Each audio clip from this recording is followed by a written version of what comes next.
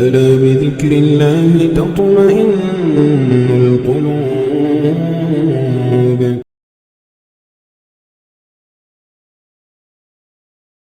جماعت تبلیغ کیا ہے؟ جماعت تبلیغ کوئی ایسی جماعت نہیں ہے جس کا کوئی اکاؤنٹ ہو، جس کا کوئی صدر ہو، جس کا کوئی سیکریٹری ہو، جس کا کوئی ٹرسٹ ہو، کچھ نہیں. یہ تو اللہ تعالیٰ کی ایک الہامی جماعت ہے، اللہ کے بزرگوں نے جو قائم کی.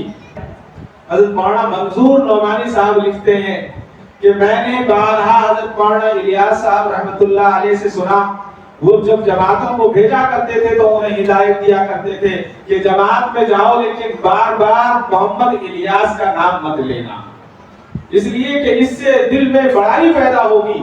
جو طریقہ بتایا گیا اس طریقے پر کام کرو، یہی کامیابی کی دلیل ہے، یہی کامیابی کی علامت ہے.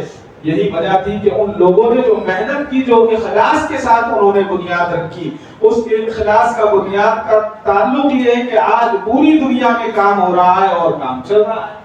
اصل مقصد کیا تھا؟ جماعت کا اصل مقصد یہ تھا کہ لا الہ الا اللہ محمد الرسول اللہ پر ایمان نصیب ہو جائے، بس اور کوئی مقصد نہیں، کوئی مقصد نہیں ہے. اس کا دوسرا مقصد یہ ہے کہ مسجد میں رہے گا تو نماز پڑھے گا، اللہ کا ذکر کرے گا، اور جس کو تلاوت نہیں آتی وہ کم سے کم 10 سورتیں سیکھ لے گا اور نماز پڑھنی آ جائے. مسجد میں رہے گا تو استغفار کرے گا اور درود شریف پڑھے گا، اللہ کے نبی پر درود بھیجے گا. یہ چیزیں آ جائیں گی تو اور اس سے زیادہ اور کیا چیز چاہیے؟ آج ہم ان کے لیے دعا کریں نہ کریں، لیکن جو جماعت والے مسجد میں ہمیں پکڑ کر لے آتے ہیں جب ہم نماز پڑھتے ہیں تو اللہ تعالیٰ خود بخود ان کا حصہ ان کو پہنچاتے ہیں. حضرت شیخ زکریا رحمۃ اللہ علیہ، ان کا بھی تو یہی خلوص تھا. حضرت شیخ زکریا رحمۃ اللہ علیہ کبھی جماعت میں نہیں گئے، لیکن کتنا اللہ نے آپ سے کام لیا. حضرت شیخ کے پاس ایک صاحب آئے، ایک بزرگ آئے، اور انہوں نے کہا کہ اللہ کے نبی نے آپ کو سلام کہا ہے. سبحان، رونے لگے.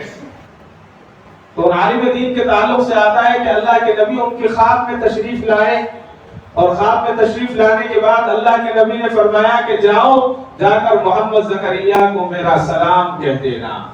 اللہ اکبر. اور پھر فرمایا کہ اس کی 2 چیزیں مجھے بہت پسند ہیں. تو ان صاحب نے پوچھا کہ یا رسول اللہ کیا چیزیں ہیں؟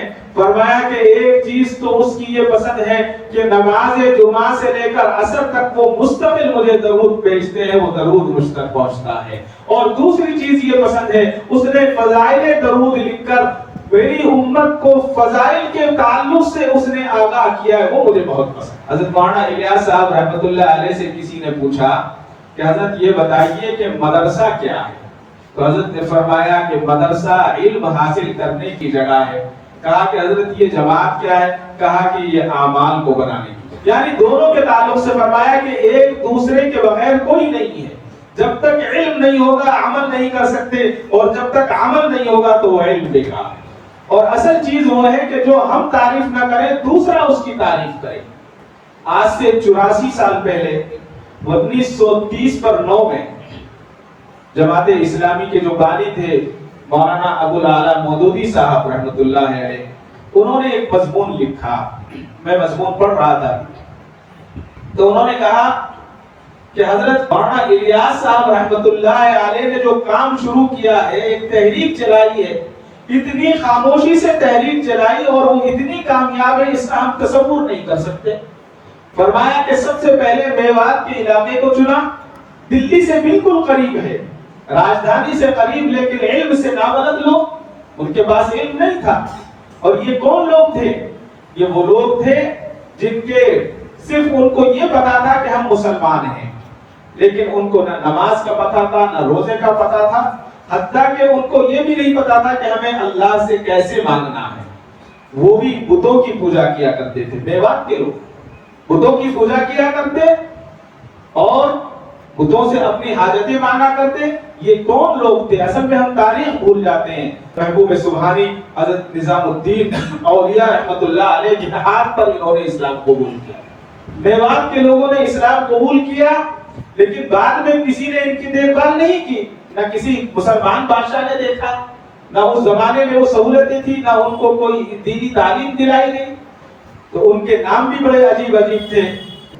تو حضرت مولانا الیاس صاحب رحمۃ اللہ علیہ نے صرف 10-12 سال کے اندر اس پورے علاقے کی کایا پلٹ۔ ان کے تعلق سے مولانا فرماتے ہیں کہ میں خود ایک شخص سے ملا اور میں نے اس سے کہا کہ بھائی تم اس میں کیوں لگے ہوئے ہو، کیا مقصد ہے تمہارا؟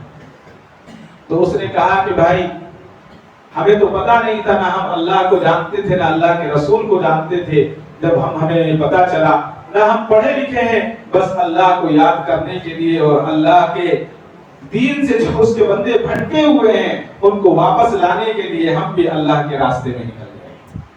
مولانا مودودی فرماتے ہیں کہ جب اس نے یہ جملے کہے تو میرے دلوں کو لگے اور میرے دل میں یہ بات آئی کہ یہ تو وہی دور ہے، یہ تو وہی طریقہ ہے جو اللہ کے نبی کے زمانے میں بدو تھے، جاہل تھے، بالکل کچھ نہیں تھا، بات بات پر لڑا کرتے تھے۔ یہی معاملہ میوات کا تھا، ذرا ذرا سی بات پر لڑا کرتے تھے، ذرا ذرا سی بات پر خون بہا دیا کرتے تھے، لیکن جب ان کے اندر دین پیدا ہوا اور ان کو معلوم ہوا کہ مسجد کیا ہے، نماز کیا ہے، روزہ کیا ہے، تو پھر جو جنگوں کے اندر کے فیصلے ہوا کرتے تھے وہ فیصلے مسجدوں میں ہوئے، اور جو لوگ ایک دوسرے کو دیکھنا برداشت نہیں کرتے تھے ان لوگوں نے ہزاروں کلومیٹر کے سفر پیدل کیے اور اپنے سروں پر بستر اٹھائے، اپنے سروں پر جو ہے سامان اٹھایا اور دوسروں کی ٹھوڑیوں میں ہاتھ ڈال ڈال کر ان کی سفارش کی کہ تم اللہ کے لیے اپنے اللہ کے گھر واپس چلو اور اللہ سے مل لو، اللہ سے دعائیں کرو۔ اس جماعت کا مقصد صرف یہی ہے، باقی کام کے لیے تو دوسرے ہیں جی۔ جماعت کا مقصد نہ اسکول کھولنا ہے، نہ مدرسہ کھولنا ہے، نہ مسجد کا نظام چلانا ہے، کوئی نظام نہیں ہے۔ ان کو تو صرف جو نظام دیا گیا ہے اس پر کام کر رہے ہیں، اور اگر ہمیں اس سے بھی بغض پیدا ہو جائے، ہم ان کے اندر بھی کیڑے نکالنے لگے، تو پھر ہم اپنے ایمان کی حفاظت کی سوچیں اور اپنے ایمان کے اور کلمے کی تجدید کرنی چاہیے۔ آج جو ہے مسجدوں کو آباد کرنے والی اللہ نے ایک ایسی جماعت پیدا کی ہے کہ اللہ تعالیٰ اس کے اندر اللہ کے بہت سارے نیک بندے ہیں۔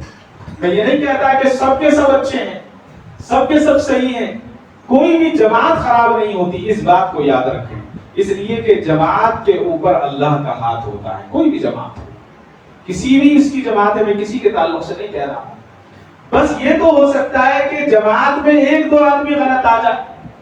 یہ جو اللہ کے طرف بلانے والی چیزیں ہیں یہ اللہ کی بہت بڑی نعمت ہے۔ آج کی دنیا کے بہت سارے حصے ایسے ہیں جہاں کوئی کسی کو دین کے بلانے کے لیے نہ کسی کے پاس وقت ہے اور نہ کوئی جانتا ہے، آج بھی بہت سارے حصے ہیں، لیکن ہمیں اللہ نے حصے عطا فرمایا اور ایسی جگہ ہمیں رکھا جہاں پر یہ چیزیں ہو رہی ہیں، تو اس پہ ہمیں کام کرنا چاہیے، اس کے ساتھ لگنا چاہیے۔ عرض یہ کرنا ہے کہ اس کام کو مقصد بنائیں، دعوت اللہ کو مقصد بنایا جائے، یعنی جس طرح سے ہو سکے ہم تبلیغ کریں، اور تبلیغ میں یہ ہے کہ کسی کو چھوٹا اور غلط نہ سمجھیں، کسی کو غلیظ نہ سمجھیں۔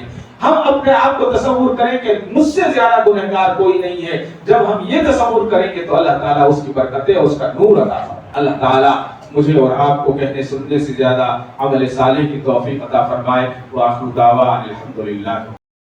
کعبے پہ پڑی جب پہلی نظر، کیا چیز ہے دنیا بھول گیا، کیا چیز ہے دنیا بھول گیا۔